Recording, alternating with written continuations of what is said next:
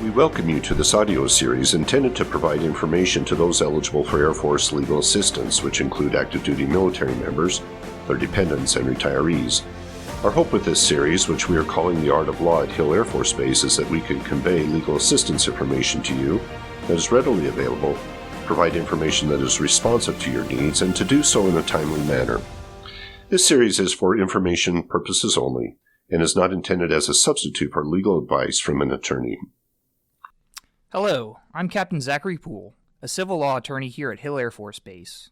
In today's Art of the Law podcast, we are joined by John Bergstresser, and we will be discussing individualized education plans. Thanks for being here, John. Why don't you introduce yourself? Thanks for having me. As you know, I'm an attorney here in the legal office. I'm one of our legal assistance attorneys and advise a lot of our clients on a variety of legal assistance questions, whether it's about immigration, wills, marriages, divorce, things like that. But I also do a lot of questions and assist a lot of clients with special education, specifically about the topic we're going to talk about today, individualized education plans, or IEPs. So John, let's jump right into it. How can our office help with individualized education plans? An excellent question. Our office can help legal assistance eligible clients to provide them with the guidance and understanding of the IEP process. But I feel like that's a pretty vague answer, right? I have subject matter expertise. I have an understanding of the federal regulations for IEPs, but I also have an understanding of the state's process for IEPs. So I can advise them through the referral phase, the evaluation phase, maybe provide suggestions on drafting, explaining the final review, the initial review, and going over the IEP plans with parents. And going over the IEP plans is where I'm seeing a lot of clients come in. So John, we've heard a couple times now this concept of an IEP, or an individualized education plan. Now, what is that? Yeah, so an IEP stands for Individualized Education Plan. We've already kind of mentioned that a little bit in the beginning here. It's an education plan that is created by a team of teachers, administrators, and parents. And it's designed for a child with a disability to provide the child with a modified curriculum, an environment in the least restrictive way to ensure that that child is having equal access to education and to prepare them for success. So a way of looking at the IEP it is a document, a living document. It's not just a one and done document. It is a document that we parents, teachers, administrators continuously reassess every year or throughout the year to ensure that that child's needs are being met in order for them to succeed in school. If at any point during the school year parents feel like maybe their child is not quite succeeding, then that's a time that we reevaluate that document, we modify it so that their child can do well in school, that they can succeed in school, and that they are developmentally growing from an academic standpoint. That's great information. Thanks, John. So what does the actual IEP process look like? So the IEP process is a circular process. We start with a referral that goes into a consent, evaluation, the eligibility determination, the IEP development, a placement determination, and an implementation. And then at the start of a new year, at the end of the academic year, we go back into a consent in case we have to do a reevaluation, eligibility, and it just goes around. So you had mentioned that the referral is first in the IEP process. What is the referral and who can give one? The referral can come from either the parents, the caregiver, or it can come from the school through something called child fine. Child fine is a legal requirement for all schools to identify a child who may have a disability and require special education services. Utah requires that the schools respond to any referral, whether from the parents, from the school, or from the Department of Child Services, to respond to those referrals within a reasonable time. So you said a reasonable amount of time. What would you say is a reasonable amount of time? It's going to really depend on the time of year. So let's say it's currently July. We're in the middle of peak summer season for many schools, certainly for schools in Utah. And so if you're trying to make a request for a referral, you're trying to refer a child for an IEP review, July might not require the schools to respond immediately or within the next several days or even within the next couple of weeks, because it's simply not reasonable for a school to respond to those requests during summer break. However, if we're in the middle of September, October, November, kind of near where school's starting, or we're halfway through the first quarter of school, and we're starting to see that maybe my child has some problems in mathematics, or maybe they have difficulties reading. And depending on what that difficulty looks like, and we refer the child to the school for to be evaluated for an IEP, well, then certainly the school might have to respond within a few days or within a week or so, because now that is a reasonable time. It would not be reasonable for the school to respond several months later to that request. It's because we're trying to make sure that our child is successful in education. And we simply cannot wait several months before we're finally starting to do this assessment. So a reasonable time is really going to depend on the time of year. It's going to depend on a number of different situations. How many special education coordinators do the school districts have? How busy are those special education coordinators? And so there's a number of factors that really come into play when we talk about reasonable time. So how can the legal office help with the referral?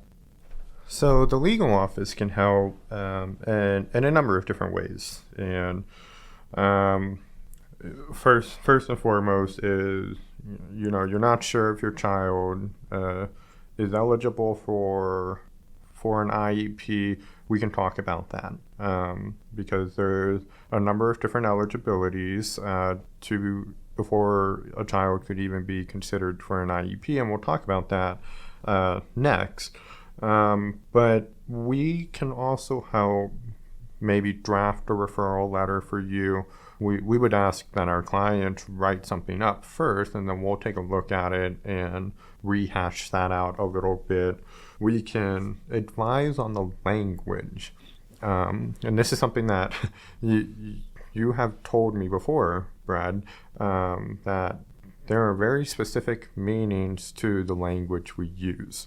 And so we want to make sure that we're using the right language in those referral letters to ensure that a child's referral letter is getting to the right people, it's going through the right process.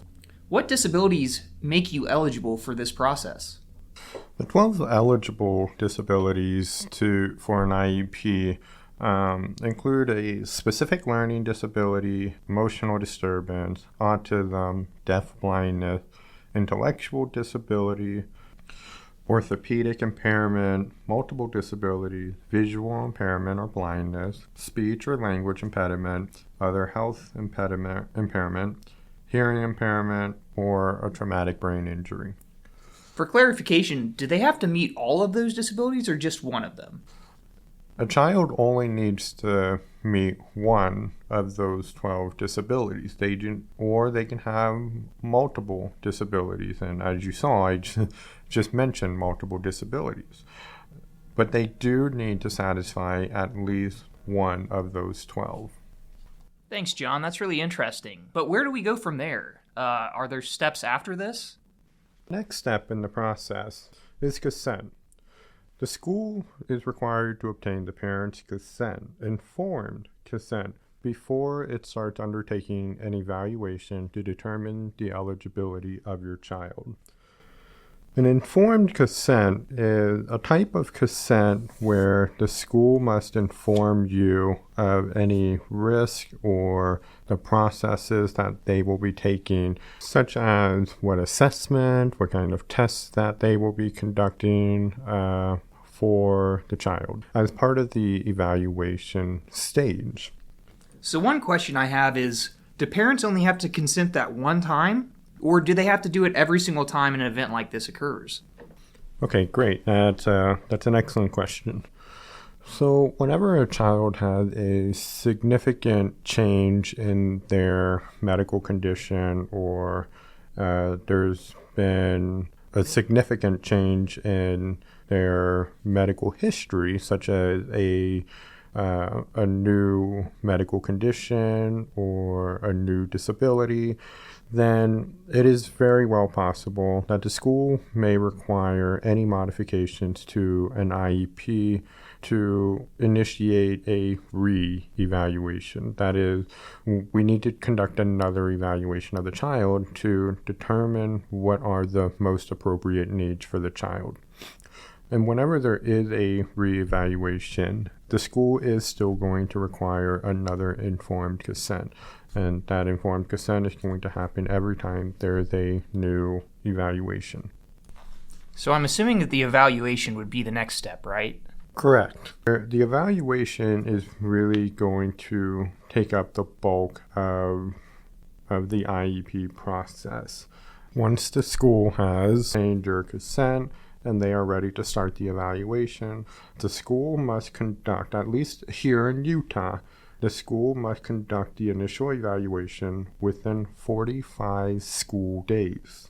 There are certain exemptions that might extend that time frame for the evaluation. Did you say exemptions? Yeah, so some of that is, parents are not making their child available for the evaluation, or refusing to participate in certain evaluation activities, or maybe the parents feel that there is sufficient progress being made and they are consenting to an extended time to complete the evaluation, and they are, between the school and the parent, are coming together to develop a agreed upon time to complete the evaluation after that 45-day timeline.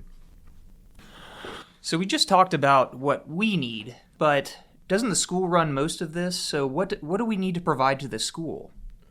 Part of that evaluation is going to require the school to use a variety of assessment tools and different strategies to gather all the relevant functional development and academic information of the child. So what are some of the medical records that the school might need? If a child has a hearing disability, they might need some auditory exams done. They might run some auditory tests with the school district's audiologist.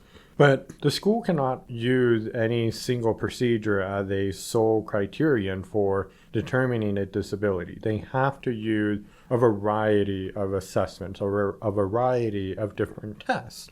And any test or assessment that they are using has to be technologically sound instrument. I mean, we're not relying on instruments or assessment that are decades old when there are reasonable newer assessments that the school can use. And then lastly, any assessment or test that the school is using has to be fair and equitable to the student.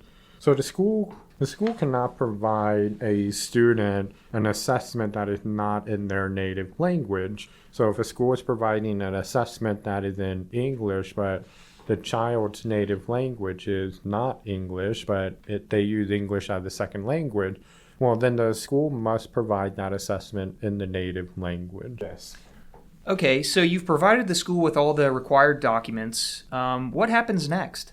So, Captain Poole, what happens next is the school is going to make their determination. So, once that 45-day window has been pretty closely met, the school has to make a determination unless the parents consent to the evaluation taking longer. But once they have made that decision, we start going into the eligibility determination stage. And that's when a group of qualified professionals and the parents are going to determine the eligibility of the child. The parents have to receive a copy of the evaluation report as well as any documents of determination.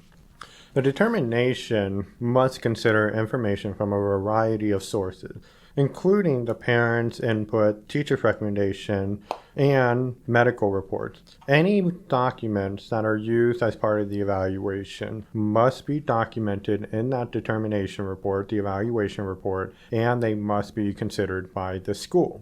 So, Captain Poole, if you're seeing something that looks a little bit odd, perhaps you gave the school a document, but now you're not seeing that in your evaluation report, you should definitely bring that up to the school. So we're obviously going into the decision-making process with hopes that, our package will be approved. But can they deny it? How would that work? There are reasons for a determination resulting in a child not being included on an IEP plan or not being accepted for an IEP. And some of that is generally because parents see a child struggling in English or mathematics, and they might think that, oh, my child needs to be put on an IEP. But a lack of appropriate instruction in reading, mathematics, or having a limited English proficiency is not enough to make a child eligible for an IEP. They still have to meet that one of those 12 disabilities that we talked about earlier, plus also be struggling in one of those areas.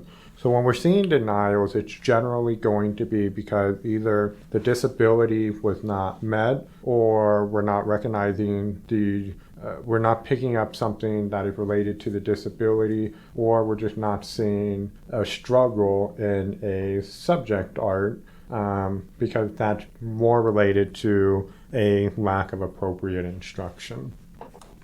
So if the group looks at it and they determine that you are or your child is qualified for an IEP, what happens next? How do they develop it? So there's going to be something that's called the IEP team. The IEP team involves the parents and the child, as well as other individuals who have knowledge or special expertise regarding the child. So this is going to comprise of the parents of the student. It's going to have a general education teacher, a special education teacher, a representative of the school district who is qualified to provide or supervise the IEP, or knowledgeable of the general education curriculum, knowledgeable about the resources the school can provide, and might designate another member of the IEP to also serve as the school district's representative. But you may also see individuals who can interpret the evaluation report. And at the discretion of the parent, someone who the parent wants to have at the IEP meeting. And then we also want the student whenever that's possible. Generally, we like to see a student part of that IEP meeting beginning around ages 12, 13, or 14, so that they can participate in the decision-making process, because by that age, the schools will generally feel like they are of an age where they can kind of come up with their own decision and make their own decisions about their own education. All very good information, John. Thank you. So one question I have is, how long does this take, and what goes into this IEP? So the schools will have 30 calendar days of the determination date to put together the IEP and to provide that back to the parents. So the day you get your determination letter and the evaluation report, the school now has 30 days to put together that IEP. The IEP should contain at a minimum what your child's present level of academic achievement, measurable annual goals, any post-secondary goals if your child's 14 years or older, any alternative achievement standards if your child has significant cognitive disabilities, how we're measuring progress, and how often should the parents be getting reports of their child's progress. Statements of special education or related services and supplementary aid, such as are they going to speech language classes? Will they require certain special accommodations for seating or a special desk, special writing utensils? An explanation of the extent of why the child is not part of the general education classroom, as well as the date that we are starting the IEP. For children who are a little bit older, the IEP may also contain post-secondary transition service, as well as the transfer of rights of the IEP to the child when they reach that age of majority. Does that help you, Zach? Yeah, thank you. That's very helpful. So say we have the IEP package done, and I'm a parent who's new to this process, and we're at the point where the school wants me to sign the IEP, but I still have questions. Or maybe I'm contemplating the legality of the IEP, or maybe they're just not meeting my child's needs. Are there any other avenues I can go to at this point? Yes, an excellent question. And a lot of times I really encourage that the parents are coming to see us at our office so that we can help review the IEP with you. Parents need to know that they do not have to sign the IEP at the school right there and then. You absolutely should be taking a couple days to review the IEP and ask yourself, okay, are the measurable goals reasonable? Are these attainable goals? If your child is really struggling with reading, math, or science, and suddenly the school has this expectation that they need to be much, much, much better, but we're not quite sure if your child's going to reach that goal, then we absolutely should sit down and talk about what are more reasonable goals, what are goals that can be measured. We want to make sure that your child is being challenged enough, but we don't want it to be over challenging. After all, an IEP is a binding agreement between you and the school. We want to make sure that everything that's going into that report is going to be helping the child succeed. But we don't want them to be over challenged where now we're putting our child in a very difficult position that might make it harder for them to succeed in the long run.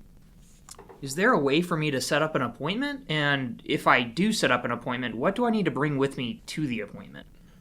Great question, Zach. When you do want to set up an appointment with us, we do recommend that you call our office at 801-777-6626 to set up an appointment.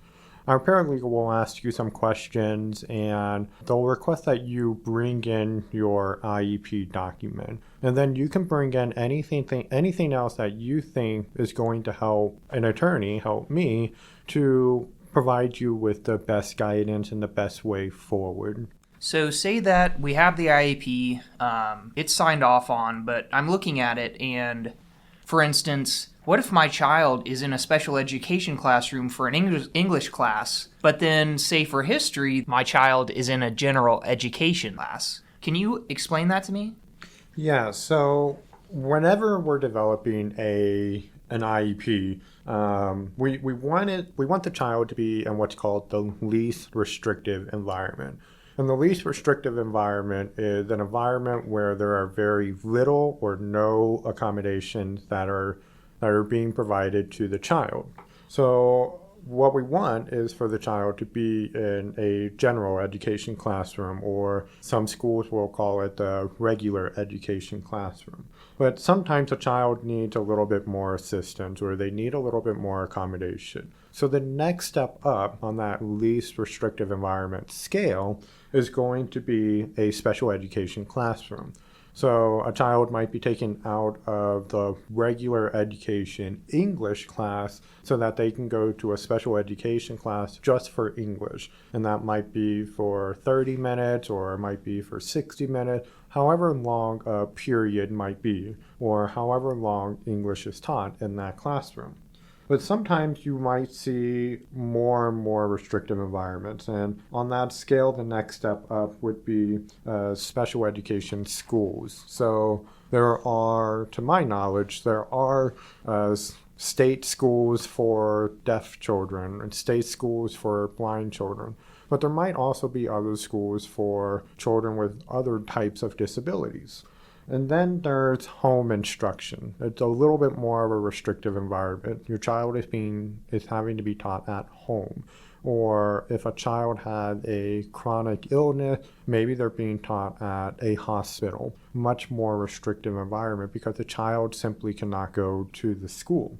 After that, there are instructions, as I mentioned, in hospitals or at different types of institutions. So you can kind of see, Zach, that this is a kind of a sliding scale. We want our child to be in the regular education classroom because it is the least restrictive environment. But they're also having the ability to socialize with children of their age, children in that same grade level that they're at. Whereas you can see on the far end of that scale, they're not having that opportunity to really interact with children of their own age. So say my child has already entered the program, it's currently ongoing, but I as a parent am concerned that my child is not getting all the help that they need, and I might want to change that program. How would I go about doing that?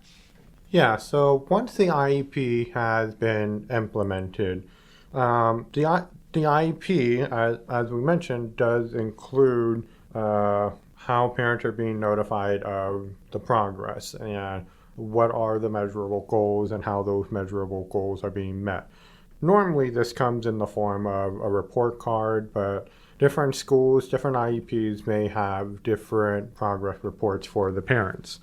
But if you're having concerns about whether or not the school is meeting the requirements of the IEP, absolutely feel free to set up an appointment with me or with our office, with one of our attorneys. But also feel free to talk with one of the school liaisons. If you're an active duty member here on the installation, you absolutely should reach out to your school liaison to see if they can help navigate the process of communicating your concerns with the school. That's why they're there. And John, how do I figure out who my school liaison is? So you can always reach out to the Military Family Readiness Center. They should be able to have a list of your school liaison. You can also reach out to the Exceptional Family Members Program. They should also have a list of your school liaison. If you're here at Hill Air Force Base, I know who our school liaisons are. You can absolutely reach out to me and I can provide you with that information. But let's say that you've talked with the school liaisons, you've tried to talk to the school, but you still feel like there's concerns going on, then maybe it's time that we do need to talk together and create that attorney-client relationship to see what the next steps should be and how can we dispute some of these concerns with the school.